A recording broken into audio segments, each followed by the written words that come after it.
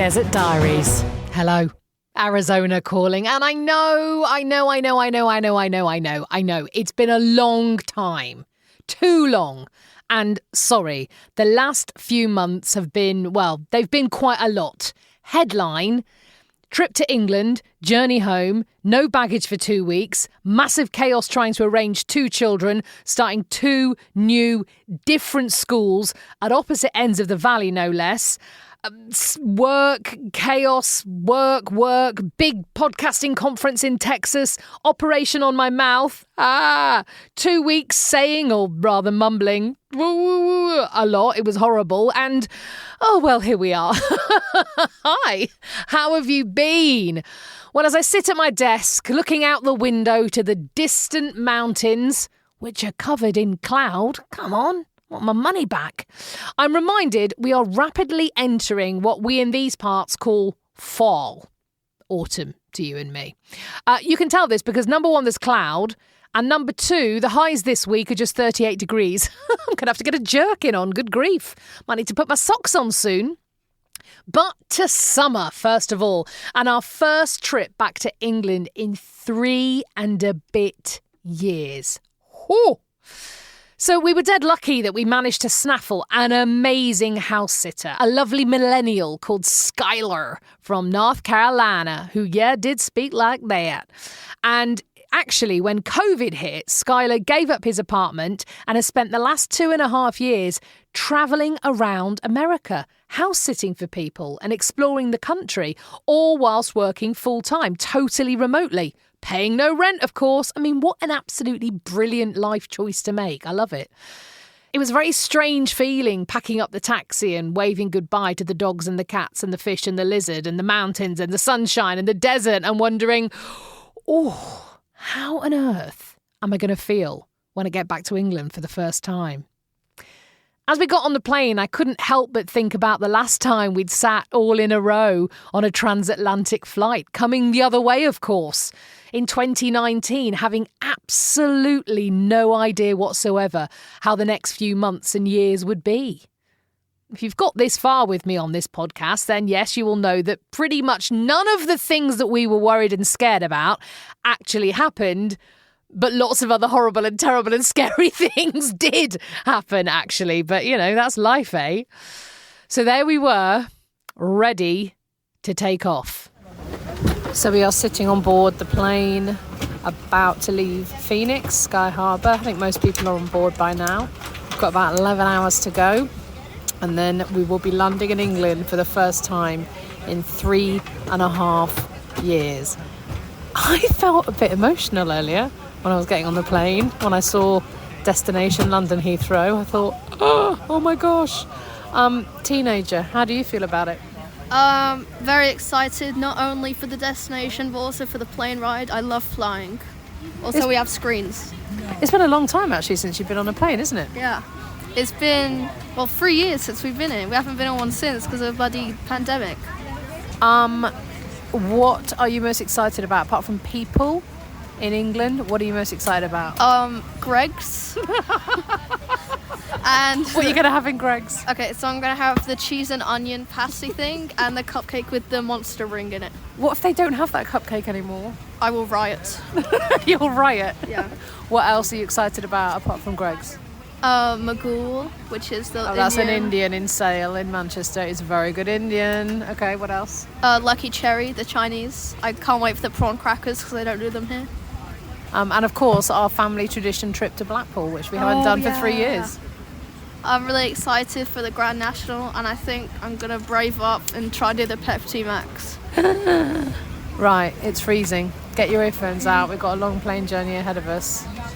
Bye. Bye. Teenagers and food, eh? Man alive, it seems to be their single motivation in the middle teenage years.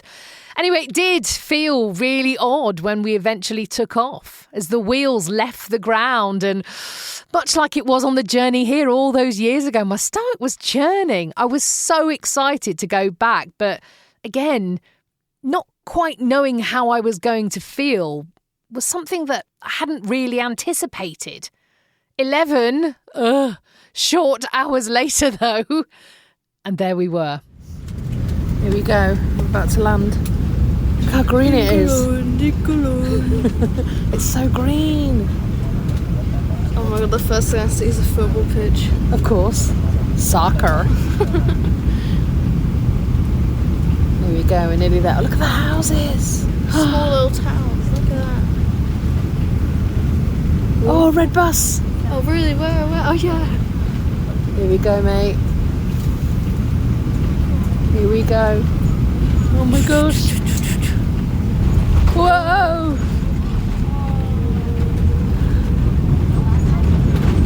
We've landed in England. Oh. A little round of applause. We'd like to be the first to welcome you to London, where it's currently 11:40. Have a nice visit here in London or wherever your travels are taking you. Manchester. Thank you and have a pleasant day. Okay. One more flight to go. Whoop. Okay, so now I was really excited. I was also cold, but I expected that. I had put a jumper on for the first time in about 4 months. After the old transit bus and the trudging 45 miles down travelators and along corridors, don't you love an airport, we finally got to immigration, which of course we needed to cross through before we could board our flight to Manchester. Now, the small one was too young to use the automatic passport gate, so we joined the very small queue to speak to an immigration officer. Whoop! A real-life English person in England. Oh, it had been so long. So we bounced with quite a lot of excitement up to the desk. "Hello," I said cheerily. "Been anywhere nice on holiday?" he said as I handed over our passports. "Well," I said, ready for him to share our excitement, "we actually live in America, and this is the first time we've been able to come back to England for 3 years.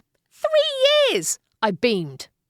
His attitude, bang, like a switch flicking, totally changed. He sat back in his seat, and I'm not kidding, his eyes narrowed. The chatty officer had left the building. "Are these your kids?" he asked me without any warmth. Yes, I said. "Where are their birth certificates?" "What now?" "Their birth certificates, where are they?" "At home, in a file?" "You need to travel with them." "What? Since when?" "How do I know these are your kids?" The 11-year-old then pipes up, Mummy and Lila look exactly the same." "You've just told me," the officer went on, "you don't even live in this country. How do I know you're not trafficking them?" Because why would I tell you we don't live here if we, British citizens, are trying to traffic other British citizens into Britain? He stared at me blankly. "You married?" "Yes," I said. "Where's your marriage certificate?" At this point, Dave is about to burst into flames. I think I may have even said the legendary line, "Leave it, Dave, he's not worth it." British popular culture reference there. "What I'm seeing," continues the charming immigration officer, "is husband, 2 kids, and a new wife, and you're trafficking them away from their mother into another country." "Do you see," I said, trying to remain calm, "that we all have a visa in our passports, showing that we all moved to America on the same day? And if you look through the passport, we've all gone to the same places at exactly the same time over the past 5 years. There are no extra stamps in the kids' passports except for the ones that are in my passports. These include moving, as I said, to America on the same date 3.5 years ago." "You don't even have the same surname as then," he said to me.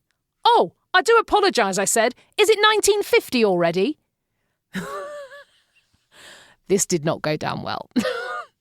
He leaned forward from the booth, pointed his finger right at me and said, "Don't start." At this point, the 11-year-old is saying, "But this is my mummy," in a really mournful way. And even the teenager has walked over and is clinging to my arm. I'm still having to hold down Dave, who is still on the point of bursting into flames. The charming man then sits back.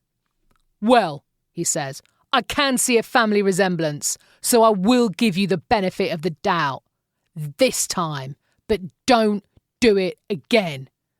Do what again? Muttered Dave as we walked through the gate to officially step on English soil for the first time in years, frankly feeling completely deflated and upset. Welcome home. I mean, man alive. I get procedures and that, but having never faced this issue for the last, 15 years since the eldest was born, it was a bit of a slap around the face. And I also can't help but think the benefit of the doubt isn't exactly how anyone seriously suspected of trafficking kids should be given, right? But there you go. We were back. Yay. Now, Heathrow Airport was, how can I put this, a bin fire. For non-English listeners, this means kind of a hot mess, a disaster zone. Anyone who's turned on the TV or radio for the last about 6 months will know this, of course, but being in it, those queues, those Harris-looking staff. I mean, it was no fun, but thanks to the hold-up at security and then the mega queue just to go through security again and put our bags through, even though we hadn't been able to put anything in our bags since we boarded the plane in Phoenix. By the time we got to our gate for the flight in Manchester, it was time to board. I did, however, have time to pop into WH Smith. The newsagent that I had worked in twice, once before and once after university. I immediately bought some skips. Oh, that sweet, sweet nectar of prawn-ish flavoured snack that kind of melts on your tongue before you can even crunch it. Oh, yes, we were home. Arriving in Manchester was, bizarre. Our home for more than 15 years. It felt both completely familiar and completely alien. We jumped in a cab to our friend's house and spent most of the 15 minutes drive, number one, panicking that the driver was on the wrong side of the road. Seriously, every time he turned a corner, I was like, but why are you? Get over. Oh, no, it's fine. Simultaneously, we were open-mouthed and saying repeatedly, but it's so green. It's just so green. Arriving at our friend's house, the house where we'd spent so many happy evenings and dinners and parties and sessions putting the world to rights, I felt really emotional. This moment had seemed like it would never happen when we were in the full clutches of COVID. Desperate to ring the bell and get inside, because I knew there'd be a glass of red wine waiting for me, we unloaded our bags from the cab and I handed the driver my bank card. "What's that?" he said. To pay you? I'm not taking that. You're a black cab. There's a card machine right there. Haven't you got any cash? We've literally just arrived from America and we've been travelling for 14 hours. I need cash. I don't have any cash. I can drive you to the cash point. Will the meter be on? Yeah. I've got some money, again, says the small one, coming to the rescue, and on the side of the road, the driver stands open-handed whilst the 11-year-old child counts out money she'd been given by her grandma for the trip, plus some spare change she'd collected when we still lived in England. £16.10 exactly. No ruddy tip. Yet again, a welcome home. I mean, thank goodness that red wine was waiting, because all I could say. The next day, we wandered into Sale, the suburb of Greater Manchester we've lived in for years until we made that leap in 2019. It's really hard to describe what it feels like walking down streets that you've walked down literally thousands of times before, and yet they feel alien. I mean, really bizarrely, I noticed loads of things I've never noticed when I lived there. There was a little cottage on the main road. Somehow it always seemed to gloss over, that sort of thing. The girls had been desperate to go to Tesco. I know, again, non-American listeners, it's like Fry's or Safeway or Woolworths or Coles. Just your basic supermarket. I mean, don't say I don't treat my children. What a holiday outing. We did it. We got into Tesco and it was like... Oh, yeah, it's just Tesco. Hummus, though, 99p. You must know how exciting I found that. Throwback to previous episodes. Oh, yeah. Greggs also, of course, at the behest of the teenager, was frequented. Hard to explain again Greggs for non-Americans. Kind of a cheapy bakery with all the things in it that are really bad for you and really delicious. You know what I mean. Now, again, sitting in the breezy afternoon, almost sunshine, eating baked goods out of paper bags, honestly, it did seem a bit more exotic in our memories. After a couple of days, though, we took a trip up to Blackpool, a somewhat faded seaside resort. Think Coney Island in New York or Luna Park in Sydney. It had been a massive treat to go as a child, though. Blackpool was once a really glamorous hotspot, a jewel in the crown of northern seaside resorts. Famous actors and comedians would have summer seasons, as they were called in Blackpool, where they'd perform shows on the pier twice a day for 6 weeks. They drew really big names back in the day, and the comics would make an absolute fortune with sellout shows all summer long. Those days are gone for sure, but, for me, Blackpool still holds so many happy childhood memories. When my dad was a kid, his mum had been really poorly and he'd been sent to live with his auntie who ran a bed and breakfast in Blackpool for about a year. And he regaled us with the tales of his childhood, including wading into the lake at Stanley Park, which was a big, huge park in Blackpool next to a massive golf course. And there he would collect all the lost golf balls and then sell them back to the golfers as they came out of the clubhouse. And he did admit that when he and his cousins were desperate to buy the latest copy of The Dandy or really wanted to go to the cinema to see The Lone Ranger, they'd sometimes sneak onto the golf course and retrieve balls that were just out of the sight of the golfers. Then again, sell them back to the golfers in the clubhouse. Kids in the 1950s, eh? What are you gonna do? In about 2013, Dave and I had started taking the girls each year to the big fair called the Pleasure Beach. And when we left to move to the States, the small one had been furious that she wasn't quite tall enough to ride the Grand National. A totally ancient, but still very classic roller coaster in which there were 2 tracks with 2 sets of cars on each track, and they would race each other as you go round. It's the sort of ride that had this kind of added thrill when I was a kid. It was so old. I was utterly convinced I was going to fall out at any moment. There was just a handrail at the front to grab onto for dear life. That was it. So I was a bit disappointed, but also completely relieved to see they'd since installed actual seatbelts and other safety measures. Still great fun, but without that fear of impending death. When we'd arrived at Blackpool, we'd gone to the Pleasure Beach ticketing hall to collect our passes, and the woman behind the desk had said, "Oh, you're not at school today then?" to the girls. "Oh, no, I explained. We actually live in the States now, and they broke up from school on the 20th of May. "Oh," she exclaimed, "where'd you live? I've got a cousin in Florida." "Oh, no, we're on the other side," I said, "Arizona." "Oh, yes," she said. "I've heard a lot about Arizona." "Really?" I'd asked. "Oh, yes, very windy place. Very, very windy." Not really," I said. "It does get a bit windy during the monsoons, but mainly it's just ruddy boiling." "Oh, no," she'd said to me with that kind of confidence that only a northern woman of a certain age can have. If you've been to the north of England, you will know exactly what I mean. "It is very windy," she said. "That's what Arizona's known for." Okay. We had an absolutely great time in Blackpool, eating freshly fried donuts, so delicious you didn't mind burning your mouth to shovel them in as fast as possible. We also bought Blackpool Rock, of course, a kind of stick of hard candy that only ever tastes of mint, despite purporting to be different flavours. And we bought coconut ice, which I haven't seen on sale anywhere for 100 years. Does it even exist outside seaside towns in England? Oh, it's lush. The beach, I have to say, was just beautiful. They've done a really great job in smartening it up, and it looked glorious in the late afternoon sunshine. It helped almost to heal the trauma of something that happened on that beach when I was 14. I'd been visiting on the annual family trip, and my mum and dad had let me take a friend, a neighbour called Faye. We'd bought some rock, we'd bought some Kiss Me Quit hats, and as two 14-year-old girls, we then decided to have a bit of time on our own and walked along the beach, kicking at the waves, lapping against the shore and skimming stones. It wasn't long until a group of local lads came up to talk to us, being pretty shy and also hating the fact I wore glasses.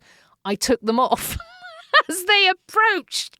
Yep, I was practically blind, but I figured if I kind of, flicked my hair and channeled Madonna, I think I was wearing lace fingerless gloves at the time, all would be well.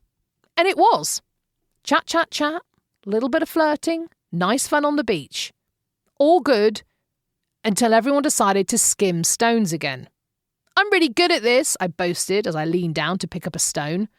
At this point, everybody started laughing. I realised the rock I'd picked up and was holding in my hand, it wasn't a rock. It was a piece of donkey poo. From one of the pack of donkeys who spent their days trudging up and down the beach giving tourists rides. Well, that little holiday romance was over before it begun. Oh well, at least they were still the donuts and the pleasure beach.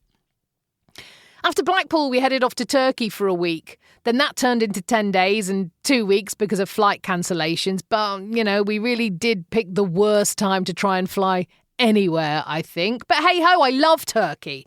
The place we always visit is nestled in the south of the country, right on the Mediterranean, close to the island of Rhodes, actually. You can kind of see it on a clear day. It's a beautiful small town full of cobbled streets and whitewashed houses and just the nicest, kindest people and amazing food and amazing drink and those sunsets. Both of us actually had a load of work to do while we were there, and the 10-hour time difference with the USA was a little bit challenging, to say the least.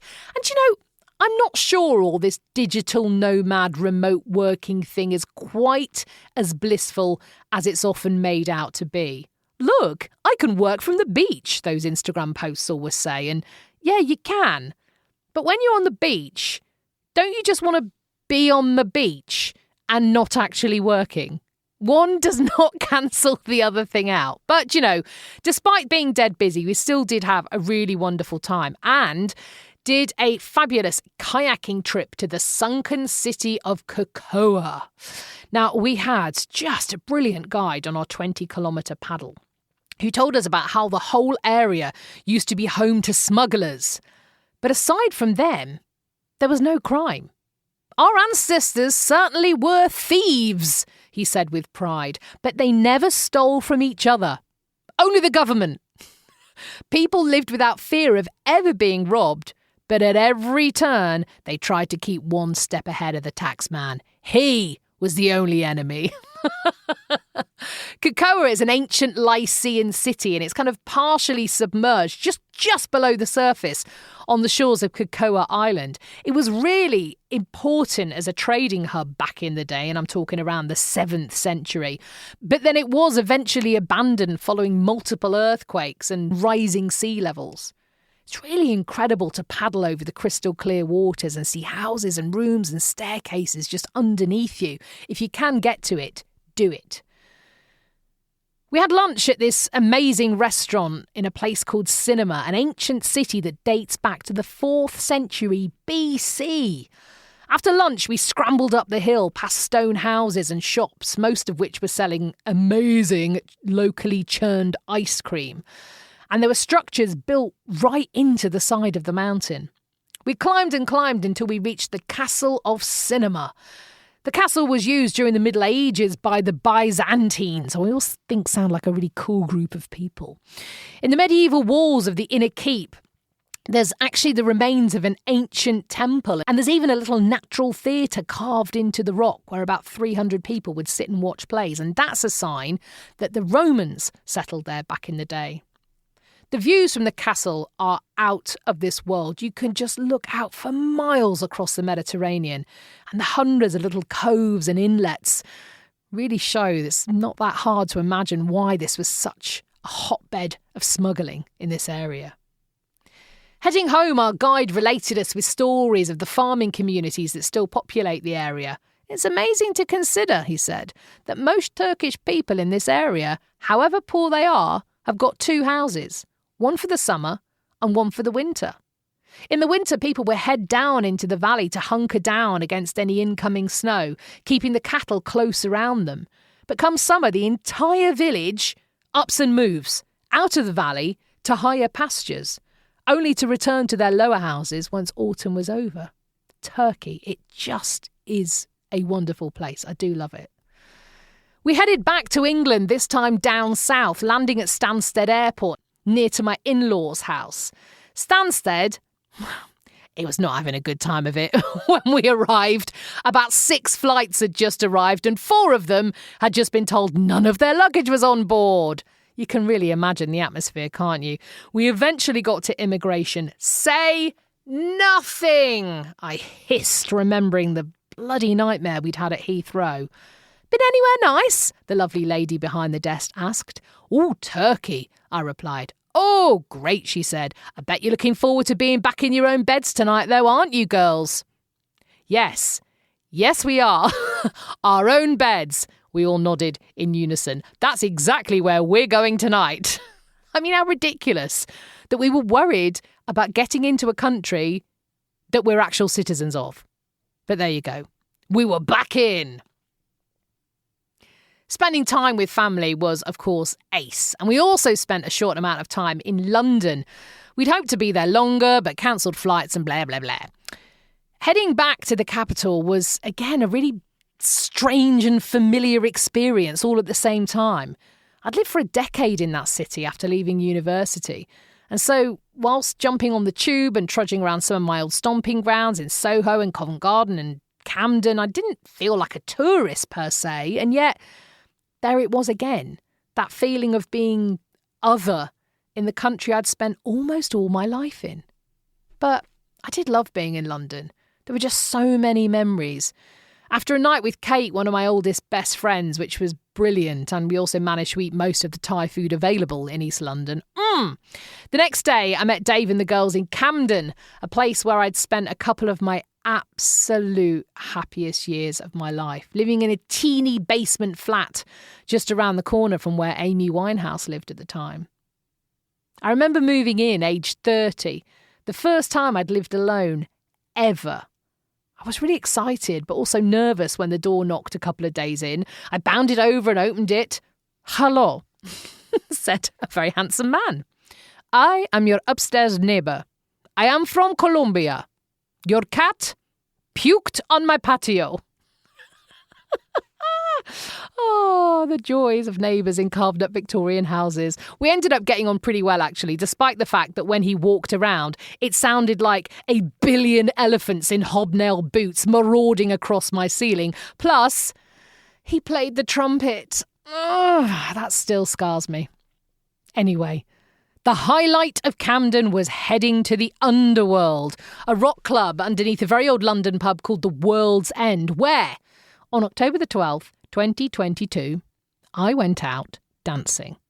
It was already about 11:30 at night, I told the girls. I hadn't even wanted to go out, but I was persuaded by your Auntie Judith, who was staying with me. Huh? They nodded. It was packed in there, I said. I remember dancing with some bloke who looked a bit like Dave Grohl from Foo Fighters. But then when he asked me if I wanted a drink, he had a voice like Mr. Bean. So I said, no, you're all right. And I headed to the bar myself. I stood there for about 10 minutes. Auntie Jude was off dancing with someone and I very quickly got bored, I said. The girls looked like they were drifting off.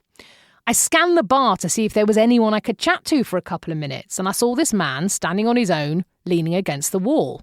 The girls by this stage are actually yawning.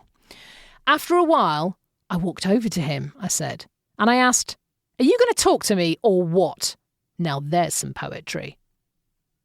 Right. Do you know who that man was? I asked them. They shrugged. It was your daddy! I waited for the lights to go on in their teenage minds, for them to share in the excitement of my story. This is the place where I met Daddy. If I hadn't gone out that night, if Dave Grohlman hadn't sounded like Mr. Bean, if I hadn't lost Auntie Jude, you would not be here. Can we get some chips now? They said, looking at me as if I'd just recited War and Peace to them. Yeah, okay. We did get some chips in a great pub called the Washington in Belsize Park, a place where I used to go afternoon drinking with my friend Ian, the one who now lives in Texas. Just a few minutes away, actually, from an English woman called Sharon, who, wait for it, used to be the manager of the Underworld nightclub during the time Dave and I met. I know! What a small world. And yes, she knows the story. Side note, that pub on England's Lane in Belsize Park was also a couple of doors down from an Indian restaurant where Ian and I went for a late night Balti once. We were the only ones in there until another couple stumbled in just before closing. One of that couple? Ronnie Wood from the Rolling Stones. I could barely finish my barges. Suddenly, though, our time in England was nearly over. We'd gone back to Manchester, seen a bunch more people, had loads of coffees, too many drinks, and it was just bizarre to see how everything and nothing had changed in England. My other big observation? English roads are terrible. Potholes are go-go. What is going on there? Anyway, I digress. It was amazing how all our friends looked pretty much the same, and it was also just wonderful how quickly we all slipped back into easy conversation. Some of them I'd spoken to loads online, and others I hadn't had more than a few scattered text messages, and yet it was really like I'd seen them all yesterday. Oh, I really, really do miss them a lot. But it was time to head back to the scorched sand and the cacti, and so after an absolute nightmare of a journey, I won't bore you with the running and the crying and the swearing that was involved, I'll say no more, we arrived back in Phoenix. It felt really good, actually, to touch down on the boiling tarmac. Good to feel the jolt of scorching hairdryer wind as we crossed the sky bridge into the terminal. I'd heard that the first time you enter the USA after getting a green card, you can get pulled into a back room while they check all your paperwork, ask some questions about your work and your life and all the rest of it. And we were ready for that. It'd been a long old haul back over the Atlantic, but we anticipated a good hour or so until we'd get out of the terminal. As we lined up at immigration, I had all of our passports in my left hand and all of our green cards in my right hand. And as we got to the desk, I handed over the passports first as the officer said, "Well, howdy, folks. Where are you visiting from today?" He'd barely finished his sentence when he noticed that I'd placed the green cards on the counter. "Oh, my mistake," he said, beaming. "It seems like you folks are coming home." He glanced over our paperwork and in a flash handed back all of our documents, smiled again and said, "Welcome home."